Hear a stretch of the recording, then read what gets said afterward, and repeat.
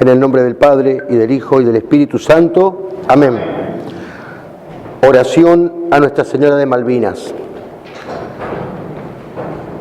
Oh dulce Virgen María, Madre de Dios y nuestra, Reina de la Argentina, tú que viste nacer nuestra patria a la sombra de la cruz y bajo tu cetro real, y que para custodiar su cuerpo y su alma suscitaste tantos héroes, escucha benigna nuestras súplicas por esta porción de la patria tan dolida y tan amada, nuestras Islas Malvinas. Te pedimos por los caídos, que en la turba o en el fondo del mar siguen de guardia permanente, esperando el relevo de un puesto que nos pertenece y que son para cada argentino un ejemplo, un estímulo y un reto.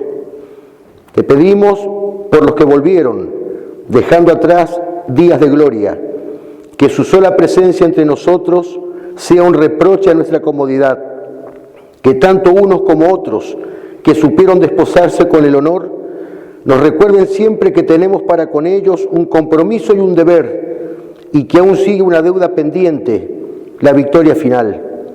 Que su sangre derramada generosamente no sea estéril, sino que sirva para redimir el alma de la patria de tantos pecados. Te pedimos por todos los argentinos, para que jamás nos avergoncemos de aquellas cosas grandes que nos identifican y nos unen como nación, que teniendo por delante el ejemplo de los héroes y aquella gesta que ellos comenzaron un glorioso 2 de abril, no perdamos nunca la esperanza, hasta que tu manto amoroso, nuestra bandera, vuelva a flamear en Malvinas y la cruz de Cristo quede clavada en sus entrañas para siempre. Amén. En el nombre del Padre, y del Hijo, y del Espíritu Santo. Amén. En su didáctica de la patria, don Leopoldo Marechal nos ha dejado la clave para que la Argentina recupere la cruz que supo tener en sus orígenes y en su historia. Dice Marechal: has de saber que un pueblo se realiza tan solo cuando traza la cruz en su esfera durable. La cruz tiene 2 líneas. ¿Cómo las traza un pueblo? Con la marcha fogosa de sus héroes abajo, tal es la horizontal, y la levitación de sus santos arriba, tal es la vertical de una cruz bien lograda. Si como pueblo no trazamos la cruz, porque la patria es joven y su edad no madura, la debemos trazar como individuos, fieles a una celosa geometría, la vertical del santo, la horizontal del héroe. Levitación de los santos y marcha fogosa de los héroes, santidad y heroísmo aunados en la cruz. Cruz de Cristo que en la turba malvinera presidió los altares de las misas de campaña, la misma cruz que ha sido izada en nuestros pendones y esculpida en nuestras armas, la misma que ha sido trazada en el pecho por nuestros guerreros antes de entrar en combate y que ha amortajado el cuerpo del camarada caído en defensa de la patria. Cruz de Cristo que hoy custodia las tumbas de nuestros héroes en el cementerio de Darwin, a la espera de la última batalla y de la resurrección final. Cruz de Cristo que en la turba, en el aire, en el mar, se abrazó con la espada en mística unión para que la añorada y extinguida cristiandad tuviera a fines del siglo XX un retoño en el mundo. Y fue Malvinas donde ese retoño brotó. Gesta y gesto de Malvinas, por los cuales todo el mundo supo que en medio de la sociedad decadente y genuflexa hubo una nación que se negó a ser esclava del poder mundial, que fue capaz de levantarse en armas contra los poderosos de la tierra para decir: aquí manda la patria, no el reparto de Yalta. Aquí manda el espíritu hispano católico, no el espíritu de la masonería. Una nación que tuvo la grandeza de ponerse de pie ante el mundo entero y de rodillas solo ante Dios. Eduardo García Puebla, oficial de la Fuerza Aérea Argentina, piloto de Canberra en Malvinas, lo ha sintetizado diciendo: Malvinas fue la última carga de la caballería hispano-católica contra el nuevo orden mundial. Como católicos argentinos e hispanoamericanos, nos sentimos orgullosos de una gesta que paralizó al mundo entero, que significó la justísima rebelión, no solo contra Inglaterra, sino contra la OTAN y contra el espíritu de los imperios anticatólicos del mundo, y que de acuerdo a nuestro destino histórico ha marcado un sello imborrable. Por eso, Malvinas es todo un símbolo. No solamente son nuestras por razones históricas y geográficas, no solo nos interesa por su ubicación estratégica y por su importancia geopolítica, no solo las queremos por sus recursos naturales y por su riqueza económica, sino que junto con todo eso, pero por encima de todo eso, Malvinas es el símbolo de la argentinidad, es el emblema de la hispanidad, de la cristiandad, y es la encarnación viva, palpitante del heroísmo, de la bravura, del arrojo, del atrevimiento. Se atrevió la Argentina el 2 de abril de 1982 a exigir lo que siempre ha sido suyo. Lo intentamos y no se logró. Luego de 74 días de lucha y de heroica resistencia, el 14 de junio se firmó el cese de fuego. Perdimos. Pero, ¿qué perdimos? ¿La guerra? No. No fue la guerra la que perdimos, sino una batalla. Solo una de las tantas batallas que hemos perdido a lo largo de nuestra historia. Malvinas es una batalla perdida, una guerra presente y una victoria pendiente. Ahora bien, ¿cuáles son las virtudes que caracterizaron a los héroes de la gesta? Y si decimos que es una guerra presente, ¿cuáles son las virtudes que debemos tener nosotros como actuales combatientes? Al tratarse de héroes cristianos, naturalmente lo principal son las tres virtudes teologales. Por la fe, el héroe cristiano cree en Dios y a Dios. Por la esperanza sobrenatural, espera en Dios contra toda esperanza humana. Y por la caridad, ama a Dios y en Dios ama a su patria. Dos amores que, si son verdaderos, son uno solo, como lo expresan los versos del padre Castellani. Amar la patria es el amor primero y es el postrero amor después de Dios. Y si es crucificado y verdadero, ya son un solo amor, ya no son dos. Por amor, el héroe cristiano combate. Por amor, el héroe cristiano es capaz de matar o morir. Por eso es capaz de pedirle a Dios: Señor, que mi tiro sea certero, pero a la vez sin odio. Porque, como dice Chesterton, no lucha porque odia lo que tiene delante, sino porque ama lo que tiene detrás. Y junto con las teologales, muchas otras virtudes caracterizan al héroe cristiano, pero podemos resumirlas en la fortaleza y en aquellas otras virtudes que le están relacionadas, o porque derivan de ella o porque le sirven de sostén. La fortaleza se define como la virtud que enardece la voluntad para que no desista de conquistar el bien arduo, ni siquiera ante el peligro de muerte. Cuando en la Suma Teológica Santo Tomás de Aquino aborda el tema de la fortaleza, enseña que hay dos formas de ser fuertes: atacando siempre que se pueda y resistiendo cuando no se puede atacar. Y de los dos actos, dice él, el principal y más difícil es resistir. ¿Qué es resistir? Resistir es negarse a obrar, a hablar y hasta a pensar como los demás quieren que haga.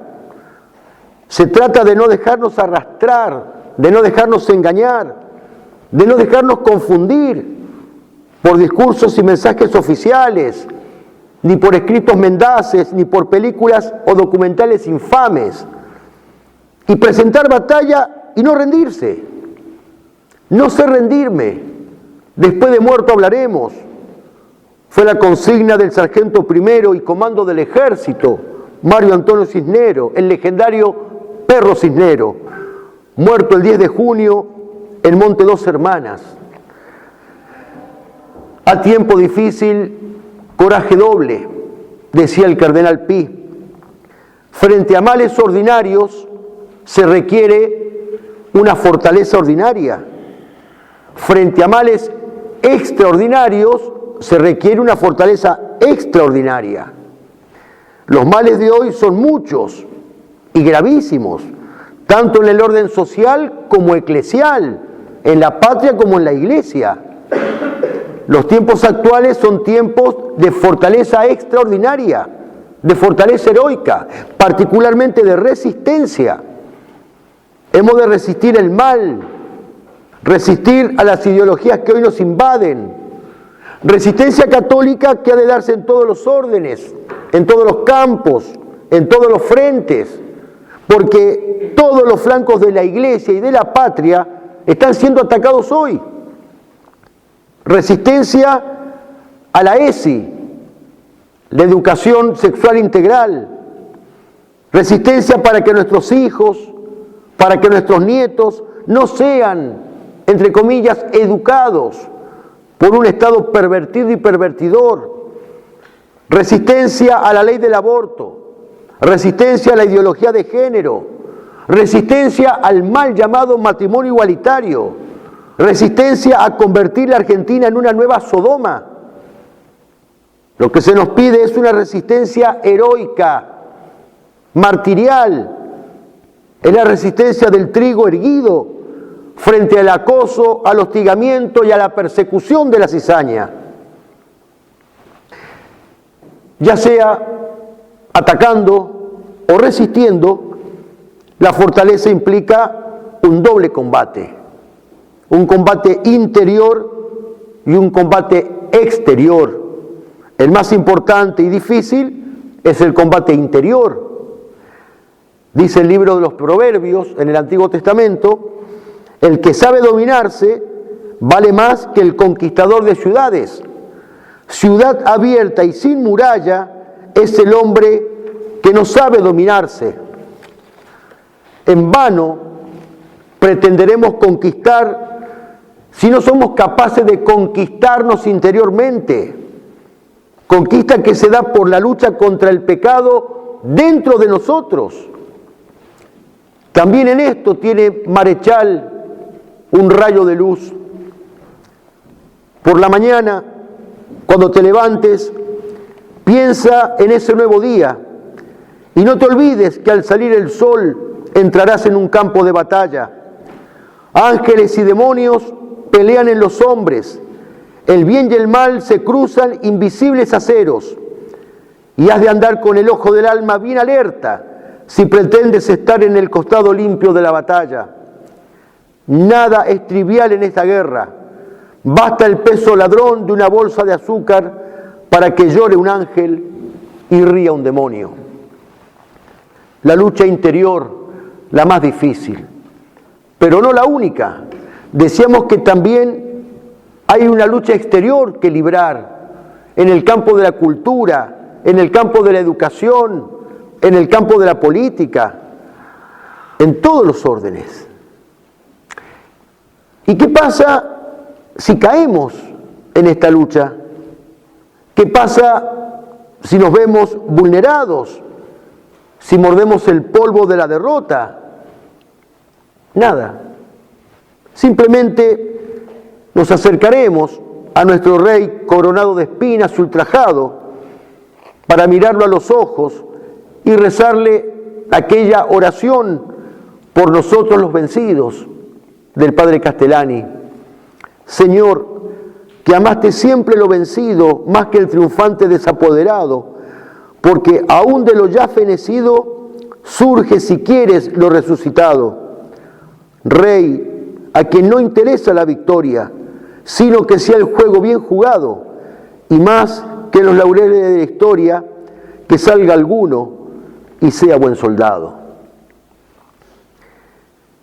¿Y cuáles son las virtudes relacionadas que señalábamos con la fortaleza y que por lo tanto deben caracterizar a un héroe? Hemos dicho que la fortaleza se manifiesta en sus dos actos propios, que son atacando y resistiendo. Hemos dicho también que tiene un doble campo de acción, el campo interior del alma y el campo exterior. ¿Y cuáles son las virtudes, digo, que están relacionadas con ella? No las voy a desarrollar a todas, obviamente, porque se haría muy extensa la exposición. Me limitaré a señalarlas. La primera es la prudencia. Prudencia para evitar la temeridad. La temeridad precisamente es un pecado de exceso contra la fortaleza. La segunda virtud relacionada es la justicia, que le sirve a la fortaleza de sostén. San Ambrosio decía que la fortaleza sin justicia es palanca del mal. Hay enemigos de Dios y de la patria que son particularmente fuertes para pelear, pero si el objetivo no es justo y los medios no son lícitos, no estamos en presencia de una virtud, se requiere la justicia. La tercera virtud es la humildad, le sirve a la fortaleza de sostén, para no ser soberbios, para sabernos vulnerables. A pesar de saberlo, a pesar de saber que puedo sufrir la muerte o heridas, tanto físicas como espirituales, igual me lanzo al ruedo. La cuarta virtud relacionada es la magnanimidad, derivada de la fortaleza. Es la virtud de la grandeza de alma, virtud por la cual damos un valor superior a lo que somos sobre lo que tenemos. El magnánimo desprecia la vida, no porque no vea en ella un don recibido de Dios, ojo, sino porque sabe que ese don, que es esta vida terrena, no sirve para nada, sino es ofrecido por un bien superior. Si no se da cuenta que la vida es un puente tendido hacia la trascendencia, hacia la vida eterna. De esta manera, la muerte no es el fin para el héroe, es lo contrario, el auténtico comienzo. No es el ocaso, es la aurora. El magnánimo siente en su alma lo que García Morente llama esa impaciencia de eternidad, porque sabe, como dice Morente, que la vida es el corredor estrecho, un simple tránsito, cuanto más breve mejor, al final del cual la muerte abre las doradas puertas del infinito y de la eternidad. Una vez le preguntaron al comodoro Pablo Marcos Carballo, que comandó las escuadrillas de A4 durante la Guerra de Malvinas, ¿qué pensaba él de la muerte de tantos jóvenes durante la guerra? Y él contestó: lo que importa en la vida de un hombre no es la longitud, es la calidad. Esa es la respuesta de un caballero cristiano, esa es la respuesta de un héroe, esa es la respuesta de un alma grande, de un magnánimo, porque a los ojos miserables del mundo la muerte es una tragedia, pero para los ojos del cristiano y a la luz de la fe, la muerte es aquello que dice San Pablo: para mí la vida es Cristo y la muerte una victoria, la muerte una ganancia.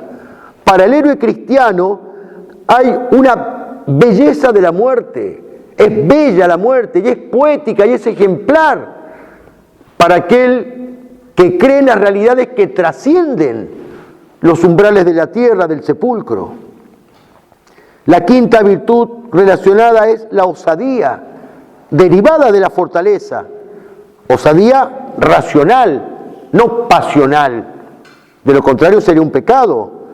Pero la osadía virtuosa es audacia, es valor, es coraje, es intrepidez, es capacidad de vencer el miedo. Ser fuerte no es no tener miedo, sino vencerlo. El que ama, naturalmente teme. Amo mi familia, temo perderla. Es cierto que antes de arrojarnos al peligro, tenemos que preverlo, e incluso temerlo. Pero una vez que estamos metidos en él, hay un solo camino para vencer: despreciarlo. Es propio del héroe ser el primero en entrar en el campo de batalla y el último en abandonarlo. El beato Anacleto González Flores, mártir cristero, en su libro Tú serás rey, escribe: hay que comenzar por matar nuestro apocamiento y por poner en su lugar todo el inmenso arranque de acometida de la osadía cristiana. En esa incansable acometida, ¿qué tienen que hacer los pusilánimes, los cobardes, los apocados? Nada. Mejor dicho, sí tienen que hacer. Deben retirarse. Son un lastre y un fermento de miedo que contagia y siembra el pavor. Más aún, la posición lógica del verdadero cristiano, es decir, del verdadero católico, es la osadía. No se debe renunciar a la púrpura de Cristo, que estamos obligados hasta mojarla con nuestra sangre. Hemos perdido el sentido más profundo, más característico de la juventud, la pasión del riesgo, la pasión del peligro. La Iglesia vive y se nutre de osadías. Todos sus planes arrancan de la osadía. Bendición para los valientes que defienden con las armas en la mano la Iglesia de Dios. La sexta virtud relacionada con la fortaleza es la paciencia, derivada de la fortaleza. Paciente es aquel que en la espera del bien no se abate, no se amedrenta, no desiste. También dice el libro de los Proverbios: mejor que el valiente es el hombre paciente. La séptima virtud es la perseverancia, también derivada. Es la paciencia llevada hasta el límite, llevada hasta el fin, hasta el extremo, hasta las últimas consecuencias. La octava virtud derivada de la fortaleza es la santa ira. Santa ira es enojarse cuando y por qué uno debe enojarse. No es la ira sin más. La ira sin más es pecado. Así como se peca porque uno se enoja por estupideces, también peca el que no se enoja por nada. Nos roban las Malvinas, nos atacan la familia, nos envenenan la fe. Está todo bien, está todo bien. No está todo bien, no está todo bien. Dice San Agustín: quien se enfurece con causa no es culpable, porque si la ira no existiese, ni aprovecharía la doctrina, ni los tribunales estarían constituidos, ni los crímenes se castigarían. Así, quien no se enfurece cuando hay causa para ello, peca. La paciencia imprudente fomenta los vicios, aumenta la negligencia e invita a obrar el mal, no solo a los malos, sino también a los buenos. Ejemplo de santa ira lo tenemos en Jesucristo, cuando los golpeó fieramente a los fariseos, raza de víboras, sepulcros blanqueados, y no solo que los golpeó con su lengua, sino hasta materialmente con un látigo cuando los echó del templo.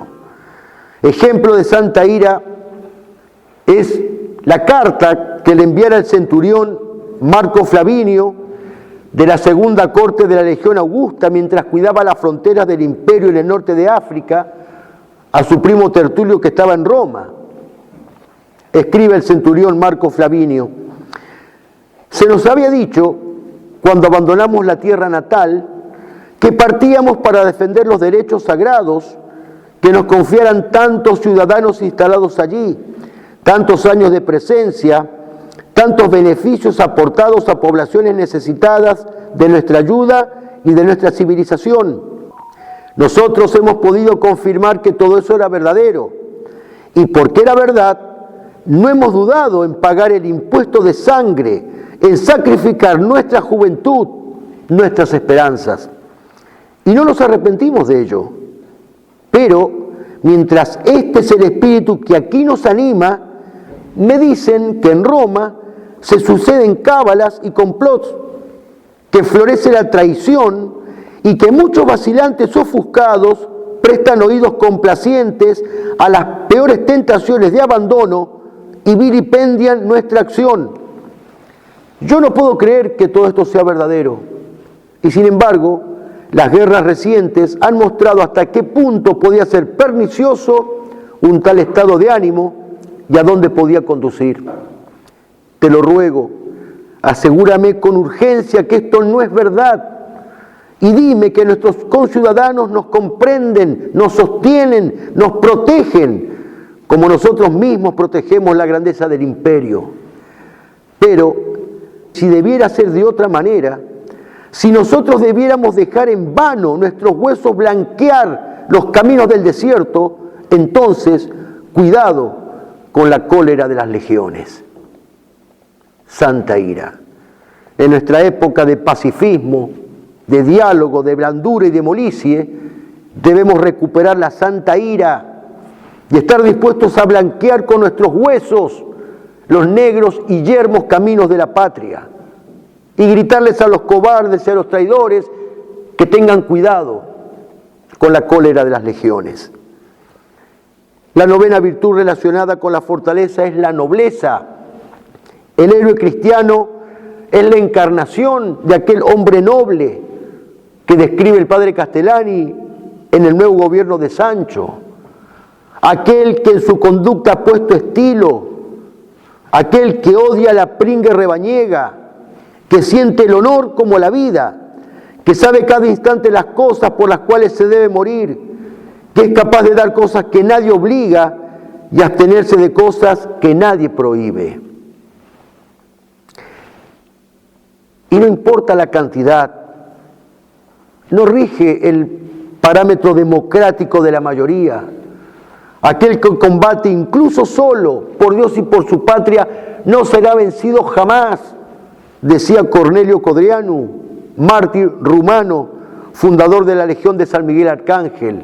Hoy se cumplen 97 años de la fundación de la gloriosa Legión.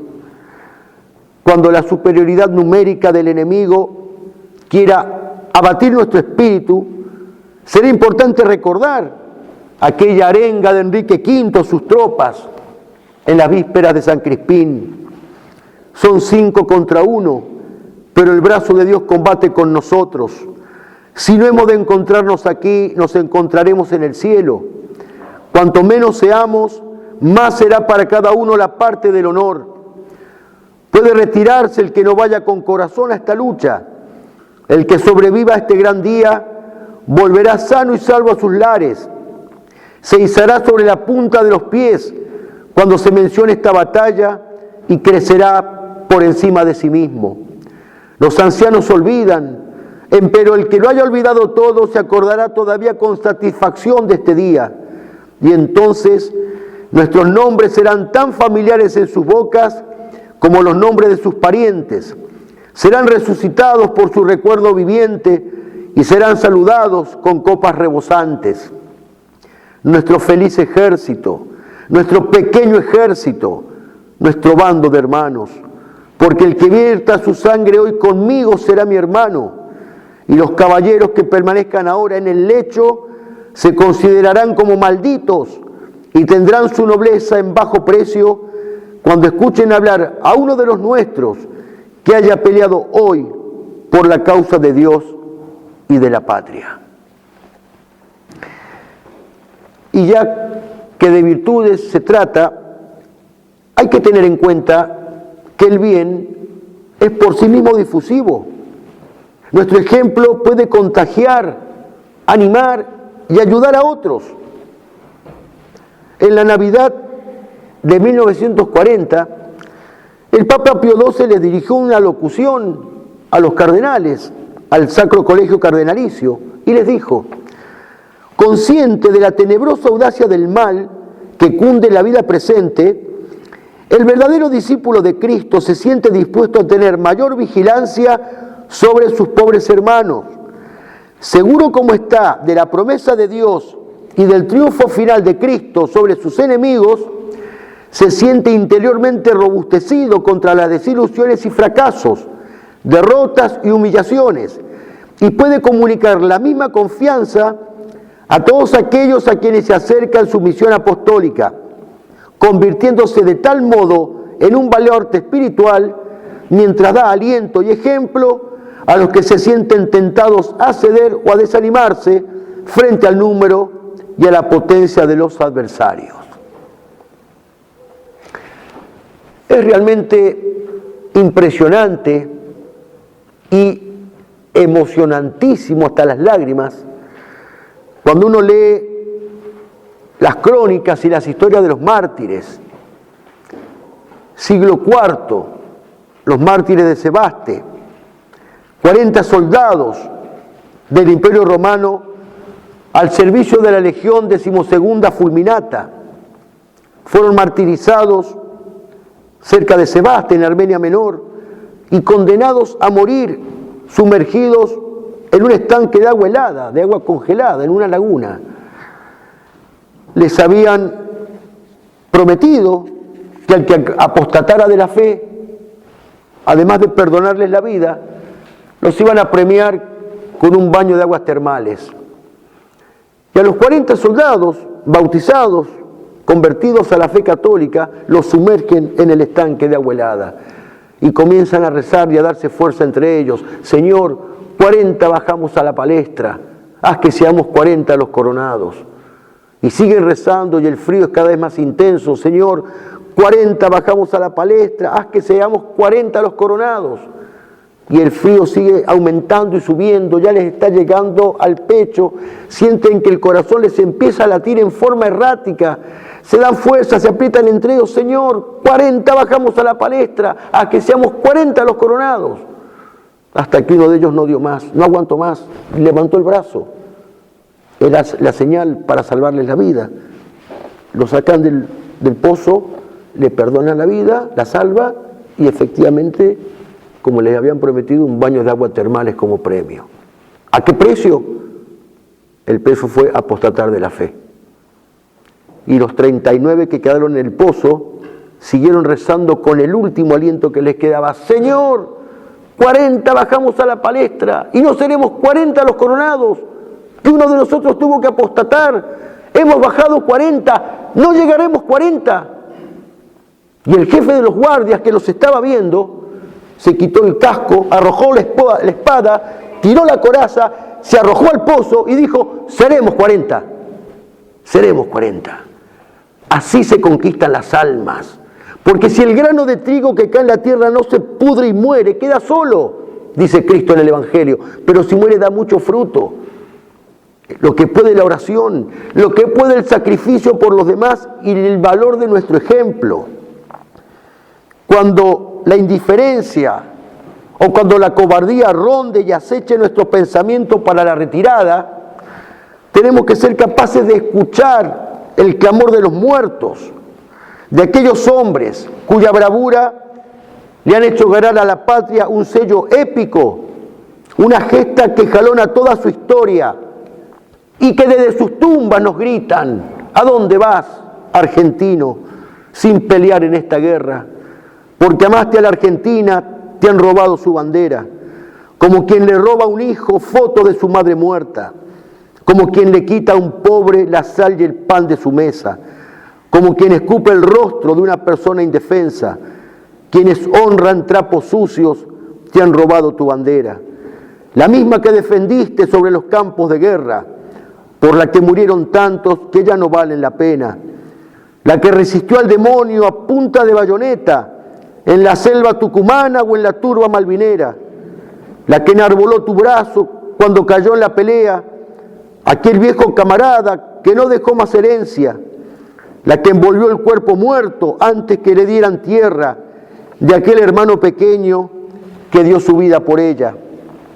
la que besaba a tu padre al volver de la faena, la que le bordó tu madre cuando se marchó a la guerra, la que tremolaba al viento sobre 1.000.000 de cabezas para defender a la patria de la injerencia extranjera, la que llena de crespones y entre lágrimas y penas se despidió de los héroes sobre sus losas de piedra.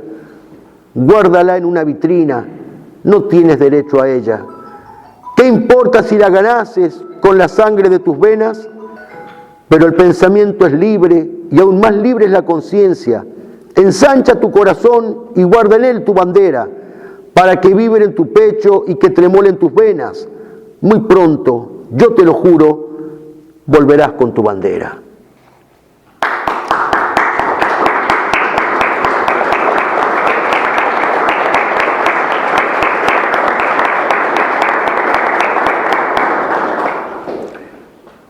Por supuesto que esta empresa no es nada fácil y exige de cada uno de nosotros una gran dosis de inmolación, de sacrificio e incluso de incomprensión y soledad.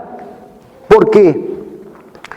Ante todo, porque quienes deberían enseñar estas verdades, salvo honrosas excepciones, no lo hacen. Como consecuencia, las nuevas generaciones ya casi no escuchan hablar de patriotismo, sino de democratismo. El amor a la patria ha sido sustituido por el compromiso con la democracia.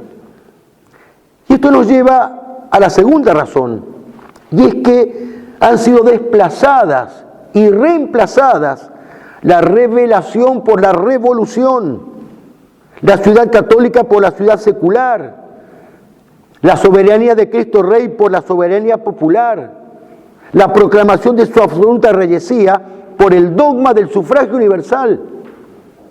En tercer lugar, es difícil porque no todos entienden la misión de la patria a integrar la cristiandad y su vocación a la eternidad. Para comprenderla se necesitan los ojos de la fe, aquellos ojos mejores que pedía Lugones. Y en cuarto lugar, porque no todos están dispuestos a encarnar en sus vidas la vocación del grano de trigo, que debe morir para dar fruto, como nos pide Cristo en el Evangelio. Y a cada uno de nosotros Dios nos pide ser ese grano de trigo.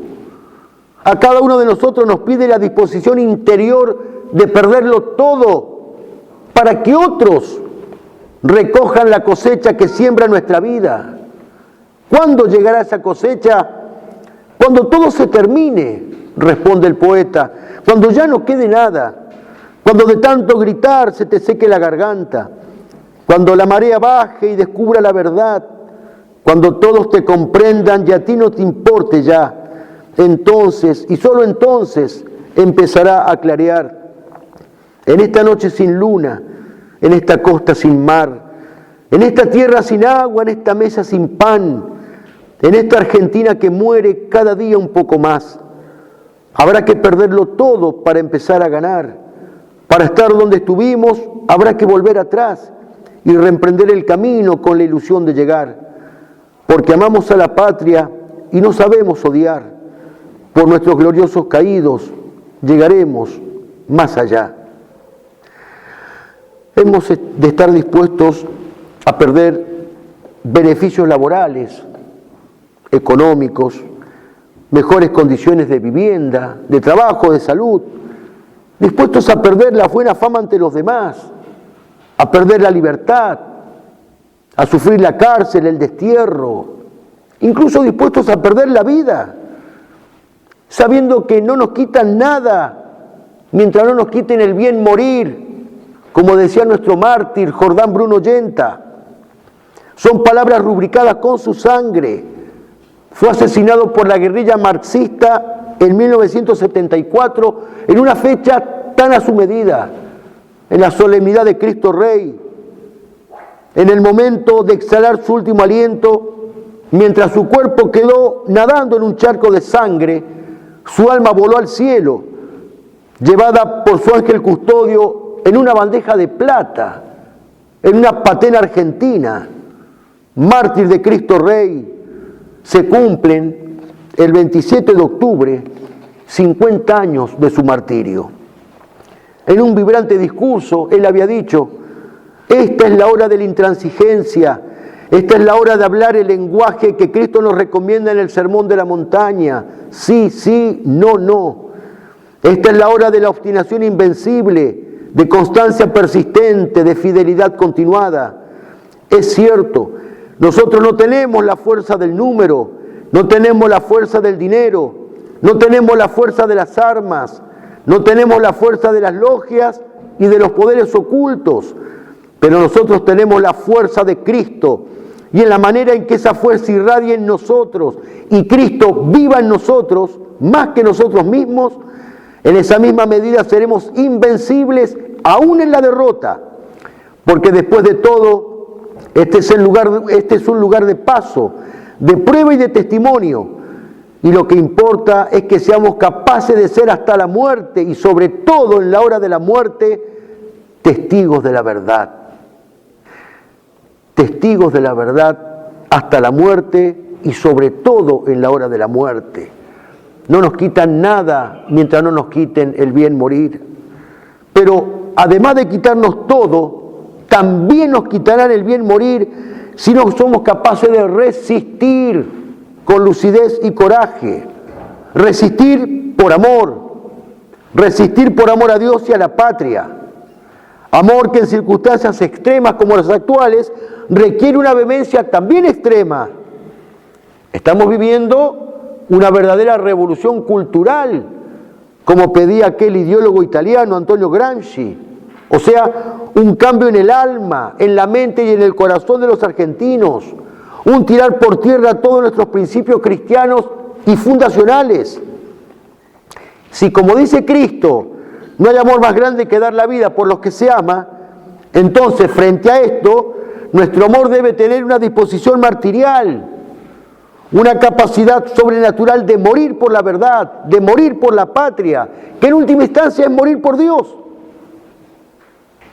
Y cuando nos asalte la tentación de la comodidad, de la molicie, del descanso, será bueno rezar aquella oración compuesta por el general Jacques Massou en 1958 para la 10ª división de paracaidistas franceses con asiento en Argelia. Concédeme, Dios mío, lo que te queda, concédeme lo que no se te pide jamás. No te pido el reposo ni la tranquilidad, ni la del alma ni la del cuerpo. No te pido la riqueza ni el éxito, ni siquiera la salud. Todo eso, Dios mío, te lo piden de tal modo que no debes tener más. Concédeme, Dios mío, lo que te queda. Concédeme lo que te rehúsan. Quiero la inseguridad y la inquietud. Quiero la tormenta y el entrevero. Y que me lo concedas, Dios mío, definitivamente. Quiero estar seguro de tenerlo siempre, pues no siempre tendría el coraje de pedírtelo. Concédeme, Dios mío, lo que te queda. Concédeme eso que los otros no quieren, pero concédeme también el coraje, la fortaleza y la fe. Estas son, en síntesis, las virtudes del héroe. Estos son los jóvenes y los hombres que necesita la patria.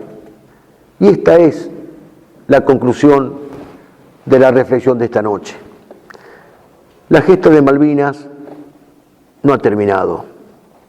Nuestras islas irredentas siguen esperando nuestro rescate. Pero jamás podremos recuperar la soberanía territorial de Malvinas si primero no recuperamos su soberanía espiritual. No solamente no hay que olvidar Malvinas, sino que tenemos que malvinizar la patria, de manera que el espíritu católico y de heroísmo que vibró en Malvinas sea el de todos los argentinos.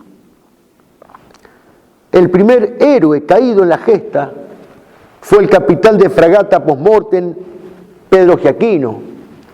Recibió la máxima condecoración militar, la Cruz al Heroico Valor en Combate. Supo encarnar en su vida y rubricar con su muerte todas las virtudes que caracterizan a un héroe, a un varón, a un cristiano, a un patriota y a un soldado que entendió que la vida es un acto de servicio y una ofrenda a Dios. su madre, Delicia de Giaquino, desde que terminó el conflicto armado hasta que murió hace poco, el 23 de julio del 2022, a los 99 años, mantuvo encendida la antorcha que su hijo Pedro encendió en Puerto Argentino. Nunca, no solo que no la dejó apagar, no dejó que el fuego menguase de esa antorcha. Madre e hijo de una sola pieza. Hablando de ellos, el doctor Enrique Díaz Araujo dijo: Pedro murió argentinizando Malvinas, Delicia murió malvinizando la Argentina. El espíritu de ambos, por la gracia de Dios, vive en el corazón de muchos argentinos. Y es el espíritu que tenemos que encarnar en nosotros y contagiar en los demás. 649 héroes argentinos quedaron en la turba o en el fondo del mar, para siempre, de vigilia permanente, de guardia sobre los luceros, esperando el relevo de un puesto que nos pertenece. Ellos cumplieron con su deber, se desposaron con el honor, blanquearon con sus huesos los negros y yermos caminos de la patria. Para ellos vaya nuestra oración, nuestra admiración, nuestra gratitud y nuestro eterno homenaje. Y para los que volvieron, este encendido mensaje de Antonio Caponeto, con el cual quiero terminar. No te rindas. Valió el fuego y el hielo, las noches sin descanso, los días en camino. Valió acampar a la intemperie con la gloria, desafiar con orgullo al prepotente, izar nuestro estandarte donde cuadra, ejercitar la hidalguía como un hábito frente al asombro de los habituados al mal y al extravío. Valió asistir al vuelo de los héroes, presenciar el temor del enemigo. Valió entender que se es capaz de estar presente aunque se ciernan todos los peligros, solo entre la nieve soberana, solo entre las rocas y entre el frío, aunque el mundo a lo lejos se duerma ajeno con sus propios ruidos. Podrán aventajarnos en la fuerza, pero no en el destino. No te rindas. Valió la Pascua esperando al invasor. Nunca en la Argentina de estos tiempos tuvo tanto sentido aquella nueva y eterna resurrección de Jesucristo. Valió consagrar a María, Madre y Reina, nuestras tierras robadas por una reina impía. Valió también vivir el 25 de mayo en pie de guerra. Se entendió entonces por qué la patria es ante todo su historia verdadera y por qué es obra de la cruz y de la espada. No te rindas, no te olvides, no hagas fugaz lo perenne, ni venzas el espíritu invencible. Valió comprobar que existen los milagros, que la hazaña desfila todavía, que el mando es de los que comandan, que no puede ordenar el cobarde ni regir el incapaz. La milicia es un don que no admite a los tibios, solo el coraje distingue y jerarquiza. No te rindas. Valió la fe creciendo con los riesgos, las misas del domingo entre peleas, el sacrificio sobre el sacrificio, el reparar los nombres de las islas, la amistad en un alba centinela. Valió la sed, el hambre, la fatiga y sobre todo valió la sangre y muerte batallando. El testimonio irreversible de todos los caídos, el ejemplo para siempre de los que no regresaron nunca, porque morir en la avanzada es ser lumbre y simiente, es convertirse en promesa de triunfo. Por ellos y por eso no te rindas. No acates las noticias del desbande, no escuches el silencio de los cómplices, no consientas marchar hacia el abismo, no creas a los prometedores de éxitos que ya son fracasos, que no te engañen con la paz sin honra, con la tranquilidad afrentosa y el reposo sin honor y sin grandeza. No existe la Argentina si existe derrumbada. No queremos la tregua del sentenciado, queremos la vigilia armada. No te rindas ahora, combatiente, caballero de la orden redentora de la patria cautiva. No entregues la esperanza, hay que volver para escamentar a los perjuros, para restablecer en todos los espacios el tiempo de la hombría, para que despunte el nuevo amanecer, para ser fieles, continuar y volver. Los enemigos internos y externos nos han tomado de rehén a la victoria. Muchas gracias.